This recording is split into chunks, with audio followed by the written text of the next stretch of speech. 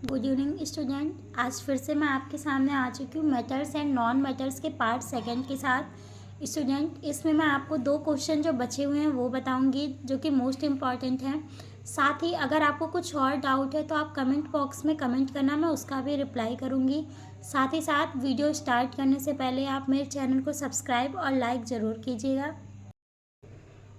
Student, कल मैंने आपको क्वेश्चन नंबर 4 का पहला बताया था जिसमें रिएक्शन था। आज मैं आ चुकी हूँ आपका calcium and potassium with water. मतलब इसमें आपका एक कैल्शियम दिया है और पोटेशियम दिया है, उसको वाटर से रिएक्शन करवाना है। तो आपका जब कैल्शियम जो है Ca जब वाटर से रिएक्ट करता है तो आपका क्या बनता है, कैल्शियम हाइड्रोक्साइड प्लस आपका हाइड्रोजन गैस रिलीज़ होगा और साथ ही साथ कुछ अमाउंट में आपके हीट निकलते हैं। साथ ही जब पोटेशियम को आप वाटर में डाइल्यूट करोगे, वाटर के साथ रिएक्शन कराओगे तो आपका क्या हो जाएगा, पोटेशियम हाइड्रोक्साइड KOH फॉर्म होगा। उसके बाद हाइड्रोजन गैस निकलेगा और सम अमाउंट में, मतलब थोड़ी से अमाउंट में आपका क्या होगा, हीट निकलेगा। क्वेश्चन नंबर 5 है बाबू, which gas is produce when dilute HCl is added to a reactive metal, right the chemical reaction when iron react with dilute H2SO4। तो आपका जो इसमें है ये पूछ रहा है कि जब भी आपका डाइल्यूट HCl है वो किसी रिएक्टिव मेटल के साथ ऐड किया जाता है तो उस टाइम आपकी कौन सी गैस प्रोड्यूस होती है, और जब आयरन रिएक्ट करेगा डाइल्यूट H2SO4 के साथ तो उस टाइम कौन सी गैस रिलीज होगी। तो सिंपल सी बात है, कोई एसिड है वो अगर किसी मेटल से रिएक्शन कर रहा है तो जाहिर सी बात है उसमें हाइड्रोजन गैस निकलेगा ही निकलेगा।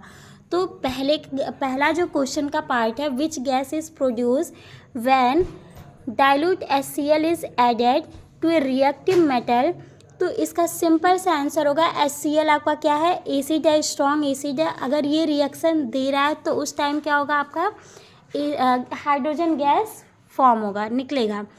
उसके बाद जो आपका सेकंड पोर्शन है इस क्वेश्चन का, when iron react with dilute H2SO4, मतलब इसमें ये पूछ रहा है कि केमिकल रिएक्शन आपको देना है जब आपका आयरन क्या कर रहा है, डाइल्यूट H2SO4 से रिएक्ट कर रहा है। तो सिंपल सा है, पहले आपने जो मैंने आपको समझा दिया, कोई भी एसिड है अगर वो रिएक्ट कर रहा है मेटल से तो हाइड्रोजन गैस निकलना ही निकलना है, ये 100% श्योर है।